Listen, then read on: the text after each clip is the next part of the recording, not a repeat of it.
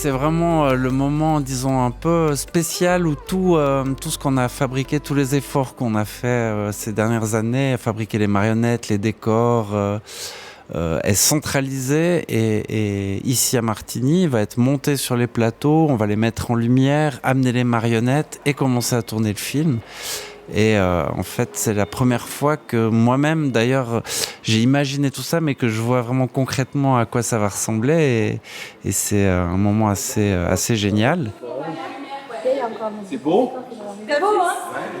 C'est une histoire de déforestation à Bornéo. C'est l'histoire de l'huile de palme. C'est un peu l'industrie agroalimentaire qui prend du terrain sur la nature sauvage.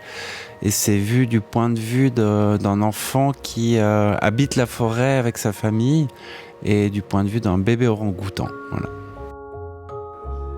Donc il y a l'équivalent de 400 mètres carrés de décor à peu près.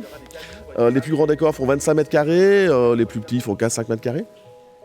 Et ils arrivent en module. Pourquoi? D'une part, c'est plus simple à transporter. Et deuxièmement aussi, c'est que l'animateur, lui, il a besoin d'être près de sa marionnette, de son acteur. Donc si l'acteur est au milieu du décor, il faut que l'animateur puisse y accéder. Les équipes de préparation du tournage, ils savent où est la caméra, ils savent dans quel angle doit travailler l'animateur. Et ils vont déplacer les modules pour que l'animateur puisse être au bon endroit pour aller manipuler sa marionnette et que l'appareil photo prenne évidemment uniquement la partie du décor qui est jolie. Alors ces marionnettes, c'est de la micromécanique fine. Il y a un squelette en métal qui permet à la marionnette de tenir sa position toute seule.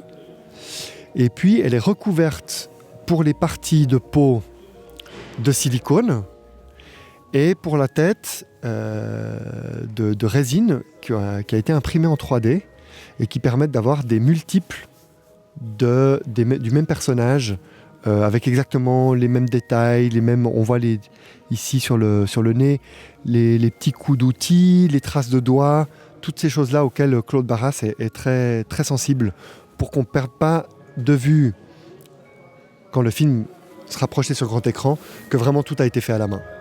Alors les marionnettes, donc, on les fait bouger à raison de 12 fois par seconde pour leur donner l'illusion de la vie.